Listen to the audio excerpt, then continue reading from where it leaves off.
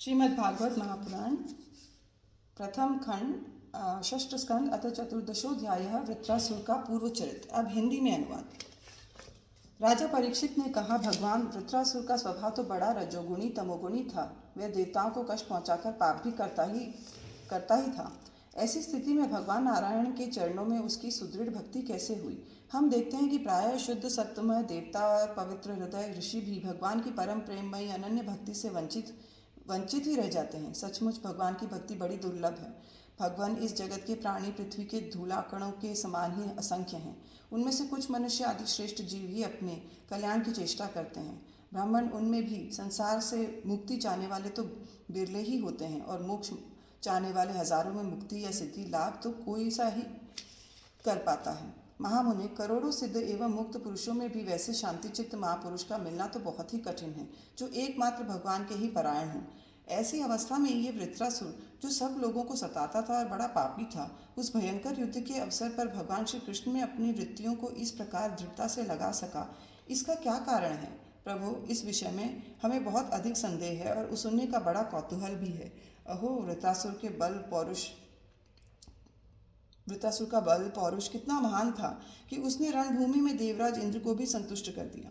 सूत जी कहते हैं, शौनकादि ऋषियों, भगवान सुखदेव जी ने परम श्रद्धालु राजर्षि परीक्षित का ये श्रेष्ठ प्रश्न सुनकर उनका अभिनंदन करते हुए ये बात कही। श्री सुखदेव जी ने कहा, परीक्षित, तुम सावधान होकर ये इतिहास सुनो। मैंने इसे अपने पिता व्यास जी, देवर्षि नारद और महर्षि देवल के मुंह से भी विधि पूर्वक सुना है।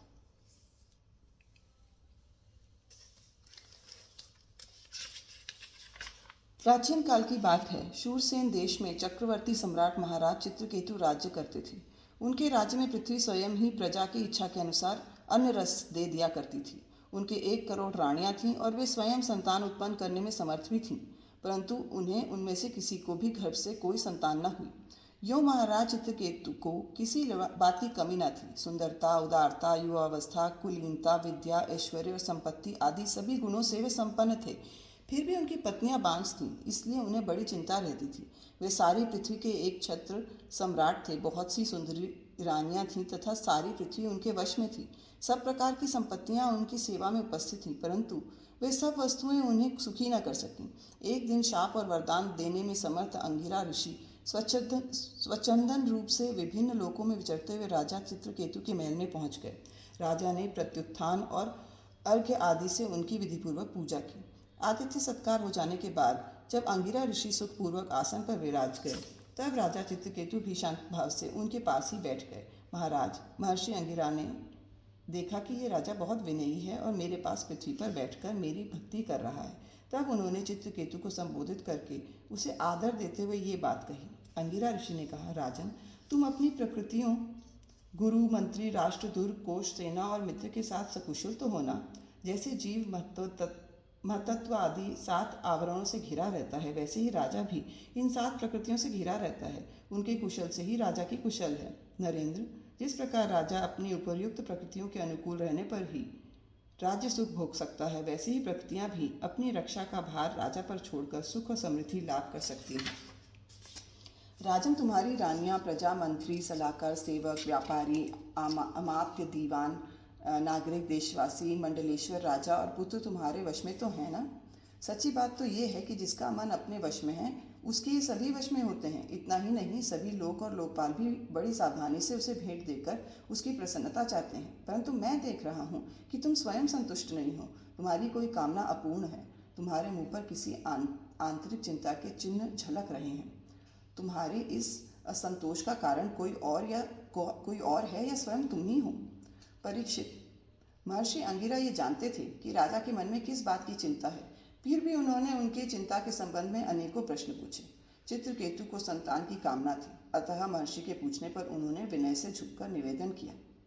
सम्राट चित्रकेतु ने कहा, भगवान, जिन योगियों की तपस्या, ज्ञान, धारणा, ध्यान और समाधि के द्वारा सारे पाप नष्ट हो चुके हैं, उनके लिए प्राणियों के बाहर या भीतर की ऐसी कौन सी बात है जिसे वे न जानते हों? ऐसा होने पर भी जब आप सब कुछ जानबूझकर मुझसे मेरे मन की चिंता पूछ रहे हैं, तब मैं आपकी आज्ञा और प्रेरणा से अपनी चिंता आपके चरणों में निवेदन करता हूँ। मुझे पृथ्वी का साम्राज्य, ऐश्वर्य और संपत्तियाँ, जिनके लिए लोकपाल भी लालायत रहते हैं, प्राप्त हैं, परंतु संतान न होने के कारण मुझे इन सुख भोगों से उसी प्रकार तनिक भी शांति नहीं मिल रही है जैसे भूखे प्यासे प्राणी को अन्न जल के सिवा दूसरे भोगों से। महाभाग्यवान महर्षि, मैं तो दुखी ही हूँ। पिंडदान न मिलने की आशंका से मेरे पितर भी दुखी हो रहे हैं। अब आप हमें संतान दान करके परलोक में प्राप्त होने वाले घोर नरक से उबारिए और ऐसी व्यवस्था कीजिए कि मैं लोक परलोक के सब दुखों से छुटकारा पाऊं।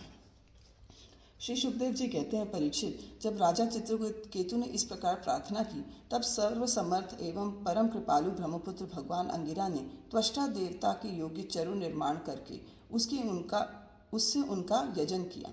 परीक्षित, राजा चित्रकेतु की रानियों में सबसे बड़ी और सद्गुणवती महारानी कृतयुति थी। महर्षि अंगिरा ने उन्हीं को यज्ञ का अवशेष प्रसाद दिया और राजा चित्रकेतु से कहा, राजन, तुम्हारी पत्नी के गर्भ से एक पुत्र होगा जो तुम्हें हर्ष और शोक दोनों ही देगा। यूं कहकर अंगिरा ऋषि चले गए। उस यज्ञावशेष प्रसाद के खाने से ही महारानी कृतयुति ने महाराज चित्रकेतु के द्वारा गर्भ धारण किया, जैसे कृत्तिका ने अपने गर्भ में अग्नि कुमार को धारण किया था। राजन, शूरसेन देश के राजा चित्रकेतु के तेज से कृतयुति का गर्भ शुक्ल पक्ष के चंद्रमा के समान दिनों दिन क्रमशः बढ़ने लगा। तदनंतर समय आने पर महारानी कृतयुति के गर्भ से एक सुंदर पुत्र का जन्म हुआ। उसके जन्म का समाचार पाकर शूरसेन देश की प्रजा बहुत ही आनंदित हुई। सम्राट चित्रकेतु के आनंद का तो कहना ही क्या था। वे स्नान करके पवित्र हुए। फिर उन्होंने वस्त्राभूषणों से सुसज्जित हो ब्राह्मणों से स्वस्तित्व वाचन कराकर और आशीर्वाद लेकर पुत्र का जात कर्म संस्कार करवाया। उन्होंने उन ब्राह्मणों को सोना, चांदी, वस्त्र, आभूषण, गांव, घोड़े, हाथी और 6 अद्भुत गौएं दान की।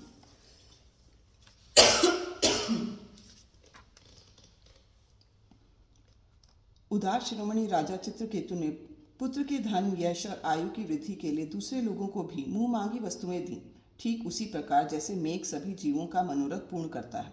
परीक्षित, जैसे यदि किसी कंगाल को बड़ी कठिनाई से कुछ धन मिल जाता है तो उसमें उसकी आसक्ति हो जाती है, वैसे ही बहुत कठिनाई से प्राप्त हुए उस पुत्र में राजर्षि चित्रकेतु का स्नेह बंधन दिनों दिन दृढ़ होने लगा। माता कृतयुति को भी अपने पुत्र पर मोह के कारण बहुत ही स्नेह था, परंतु उनकी 100 रानियों के मन में पुत्र की कामना से और भी जलन होने लगी। प्रतिदिन बालक का लाड़ प्यार करते रहने के कारण सम्राट चित्रकेतु का जितना प्रेम बच्चों की माँ कृतयुति में था उतना दूसरी रानियों में न रहा।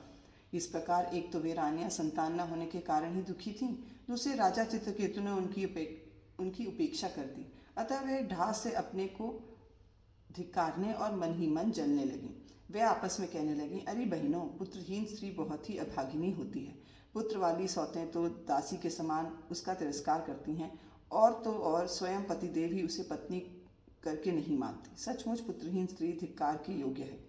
भला दासियों को क्या दुख है, वे तो अपने स्वामी की सेवा करके निरंतर सम्मान पाती रहती हैं, परंतु हम अभागिनी तो इस समय उनसे भी बीती हो गई और दासी के समान बार बार तिरस्कार पा रही हैं। परीक्षित, इस प्रकार वे रानियां अपने सौत की गोद भरी देखकर चलती रहती थीं और राजा भी उनकी ओर से उदासीन हो गए थे। फलतः उनके मन में कृतयुति के प्रति बहुत अधिक द्वेष हो गया। द्वेष के कारण रानियों की बुद्धि मारी गई, उनके चित्त में क्रूरता छा गई। उन्हें अपने पति चित्रकेतु का पुत्र स्नेह सहन न हुआ, इसलिए उन्होंने चिढ़कर नन्हे से राजकुमार को विष दे दिया। महारानी कृतयुति को सौतों की इस घोर पापमयी करतूत का कुछ भी पता न था। उन्होंने दूर से देखकर समझ लिया कि बच्चा सो रहा है, इसलिए वे महल में इधर उधर डोलती रहीं। बुद्धिमती रानी ने यह देखकर कि बच्चा बहुत देर से सो रहा है, धाय से कहा, कल्याणी, मेरे लाल को ले आओ। धाय ने सोते हुए बालक के पास जाकर देखा कि उसके नेत्रों की पुतलियां उलट गई हैं। प्राण, इंद्रिय और जीवात्मा ने भी उसके शरीर से विदा ले ली है। ये देखते ही हाय रे मैं मारी गई, इस प्रकार कहकर वह धरती पर गिर पड़ी। धाय अपने दोनों हाथों से छाती पीट पीट कर बड़े आर्त स्वर में जोर जोर से रोने लगी। उसका रोना सुनकर महारानी कृतयुति जल्दी जल्दी अपने पुत्र के शयन गृह में पहुंची और उन्होंने देखा कि मेरा छोटा सा बच्चा अकस्मात मर गया है। तब वे अत्यंत शोक के कारण मूर्छित होकर पृथ्वी पर गिर पड़े। उनके सिर के बाल बिखर गए और शरीर पर के वस्त्र अस्त व्यस्त हो गए। तदनंतर महारानी का रुदन सुनकर रनिवास के सभी स्त्री पुरुष वहां दौड़ आए और सहानुभूतिवश अत्यंत दुखी होकर रोने लगे। वे हत्यारी रानियां भी वहां आकर झूठ मूठ रोने का ढोंग करने लगी। जब राजा चित्रकेतु को पता लगा कि मेरे पुत्र की अकारण ही मृत्यु हो गई है, तब अत्यंत स्नेह के कारण शोक के आवेग से उनकी आंखों के सामने अंधेरा छा गया। वे धीरे धीरे अपने मंत्रियों और ब्राह्मणों के साथ मार्ग में गिरते पड़ते मृत बालक के पास पहुंचे और मूर्छित होकर उसके पैरों के पास गिर पड़े। उनके केश और वस्त्र इधर उधर बिखर गए। वे लंबी लंबी सांस लेने लगे। आंसुओं की अधिकता से उनका गला रूंध गया और वे कुछ भी बोल न सके। प्रतिप्राणा रानी कृतद्युति अपने पति चित्रकेतु को अत्यंत शोकाकुल और इकलौते नन्हे से बच्चे को मरा हुआ देख भांति भांति से विलाप करने लगी। उनका यह दुख देखकर मंत्री आदि सभी उपस्थित मनुष्य शोकग्रस्त हो गए। महारानी के नेत्रों से इतने आंसू बह रहे थे कि वे उनकी आंखों का अंजन लेकर केसर और चंदन से चर्चित वक्षस्थल को भिगोने लगे। उनके बाल बिखर रहे थे तथा उनमें गूंथे हुए फूल गिर रहे थे। इस प्रकार वे पुत्र के लिए कुररी पक्षी के समान उच्च स्वर में विविध प्रकार से विलाप कर रही थीं। वे कहने लगीं, अरे विधाता, सचमुच तू बड़ा मूर्ख है जो अपने सृष्टि के प्रतिकूल चेष्टा करता है। बड़े आश्चर्य की बात है कि बूढ़े बूढ़े तो जीते रहें और बालक मर जाएं। यदि वास्तव में तेरे स्वभाव में ऐसी ही विपरीतता है तो तब तो तू जीवों का अमर शत्रु है। यदि संसार में प्राणियों के जीवन मरण का कोई क्रम न रहे तो वे अपने प्रारब्ध के अनुसार जन्मते मरते रहेंगे। फिर तेरी आवश्यकता ही क्या है? तूने संबंधियों में स्नेह बंधन तो इसीलिए डाल रखा है कि वे तेरी सृष्टि को बढ़ाएं, परंतु तू इस प्रकार बच्चों को मारकर अपने किए कराए पर अपने हाथों पानी फेर रहा है। फिर वे अपने मृत पुत्र की ओर देखकर कहने लगी, बेटा, मैं तुम्हारे बिना अनाथ और दीन हो रही हूँ। मुझे छोड़कर इस प्रकार चले जाना तुम्हारे लिए उचित नहीं है। तनिक आंख खोलकर देखो तो सही, तुम्हारे पिताजी तुम्हारे वियोग में कितने शोक संतप्त हो रहे हैं।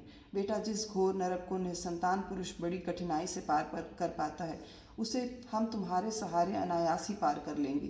अरे बेटा, तुम इस यमराज के साथ दूर मत जाओ, ये तो बड़ा ही निर्दयी है।